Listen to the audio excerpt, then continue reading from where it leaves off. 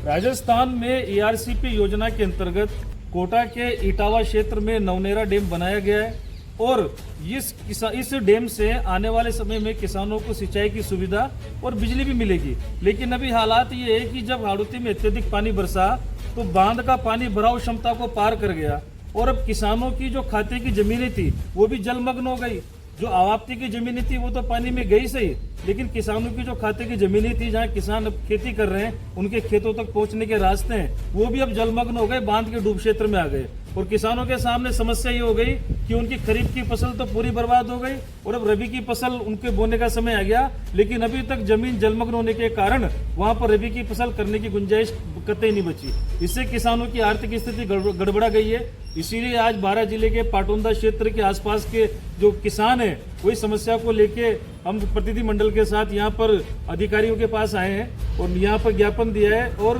निश्चित रूप से हमें आश्वासन मिला है कि शीघ्र ही इस बांध का पानी है, इसका अतिरिक्त पानी का जल स्तर कम कर दिया जाएगा ताकि जो किसानों की खाते की जमीनें हैं वो जल से मुक्त हो पाए, वहाँ किसान खेती कर सके। साथ ही हमने ये भी मांग करी कि जो रास्तों पर जो पुलियाएं प्रस्तावित है वो पुलियाएं समय पर बने और साथ ही किसानों के रास्ते मुक्त हो। और अगर सरकार को ऐसा लगता है कि पानी हर बार आएगा और बाहर उसको जमीन ज्यादा चाहिए तो आप खाते की जमीनें भी अवाप्त कर लो, कहाँ परेशानी आ रही है। अगर आपको 100 बीघा चाहिए तो आप तो 150 बीघा अवाप्त करो ना, ताकि कभी पानी ज्यादा भी गिर जाए तो कम से कम किसान का जो हक है उसकी जो खाते की जमीन है वो उसी की बनी रहे, किसान का हक नहीं मारा जाए। इन्हीं मांगों को लेकर आज हमने ज्ञापन दिया है। निश्चित रूप से कार्रवाई होगी, सकारात्मक आश्वासन मिला है और नहीं होगी तो फिर आगे की रणनीति बनाएंगे, माननीय मुख्यमंत्री साहब को अवगत कराएंगे, लेकिन किसानों के साथ किसी प्रकार का कोई अन्याय नहीं होने देंगे। वंदे मातरम, जय श्री राम।